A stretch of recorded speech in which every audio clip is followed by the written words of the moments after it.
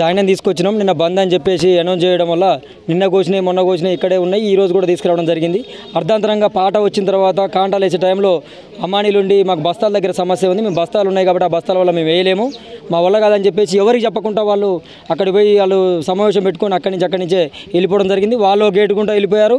కమిషన్దారులు అదేవిధంగా కొనుగోలుదారులు వెళ్ళిపోవడం జరిగింది. ఇక్కడ ఉన్న రైతులు కూడా అటు ఇటు చూసి ఇంకా కాటా కావట్లేదని చెప్పేసి భయంతో ఇక్కడికి వచ్చి అడగడానికి వచ్చినప్పుడు వాళ్ళు రాలేదు, వాళ్ళు పోయారని చెప్పేసి వీళ్ళు నిర్లక్ష్యమైన సమాధానం చెప్తా ఉన్నారు. ఇదేందని చెప్పేసి మేము అడుగుతున్నప్పుడు మేము రేపు పెడతాం, రేపు పొద్దుగాల పెట్టిస్తాం, రేపు పొద్దుగాల 6 గంటలకు వస్తారని చెప్పి చెప్తా ఉన్నారు. రేపు ఉదయం 6 గంటలకు వస్తామని చెప్పి చెప్తే ఇక్కడ ఉన్న రైతులు ఈరోజు నైట్ వర్షం పడుతుంది, ఈ వర్షం పడ్డప్పుడు ఇది ఇంకెవరు బాధ్యులు అనేది మేము క్వశ్చన్ చేస్తూ ఉన్నాం. ఇక్కడికున్నది ఇప్పటిప్పుడు రావాలంటే ఎత్తాలంటే కాదు కదా అని చెప్పేసి అమ్మాయిలు చెప్పే మాట కూడా ఇక్కడ ఉన్నటువంటి గవర్నమెంట్ అధికారులే వాళ్ళ మాట కూడా వీళ్ళే చెప్తా ఉన్నారు. వాళ్ళు కుమ్మక్కై రైతులు ఆగం చేసినటువంటి పరిస్థితి ఉన్నది. మేము వెంబడే తక్షణమే ఈరోజు మార్కెట్లో ఉన్నటువంటి ధాన్యాన్ని మొత్తం కూడా ఈరోజు కాటా వేసి రైతులను ఇక్కడి నుంచి పంపించిన తర్వాత రేపటి నుంచి మార్కెట్ బంద్ అని చెప్పేసి అమ్మాయిల సమస్యలు పరిష్కారం కూడా వాళ్ళు ఉద్యమం చేసుకోండి చెప్తా ఉన్నాం.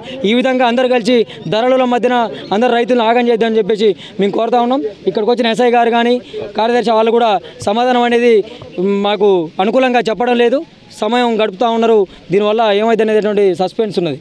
సార్ ఇంకోటి సార్ మేము నైట్ పోసుకొచ్చినాం సార్, ఓట్లు నైట్ నుంచి ఇక్కడే ఉంటున్నాం సార్, ఇక్కడే ఉంటున్నాం. ఇప్పుడు రేట్ వచ్చింది, వడ్ల రేటు వచ్చింది సార్, వచ్చింది. అమ్మాలి వాళ్ళకి సూపర్ బస్తాలు వద్దు, మాకు ఈ బస్తాలు కావాలి, పుట్టుకోస బస్తాలు కావాలి అని అన్నారు. సరే అని అట్లా కూడా తెప్పించినాక మాకు ఎండ కొడుతుంది వేయమని అన్నారు. అది కాదు ఇది కాదు అసలు ఇవాళ కొనమని అన్నారు. రేట్ వచ్చినాక మరి ఈ ధాన్యాన్ని ఏం చేయాలి సార్? మరి వర్షం వస్తుంది, మేము పోయి ఇళ్ళల్లో ఉంటాం, మరి ఆ ధాన్యాన్ని పరిస్థితి ఎవరు సార్? రజిత చేయాలి సార్, మాకు ధాన్యం కొనుగోలు చేయాలి, మాకు కావాలి, మాకు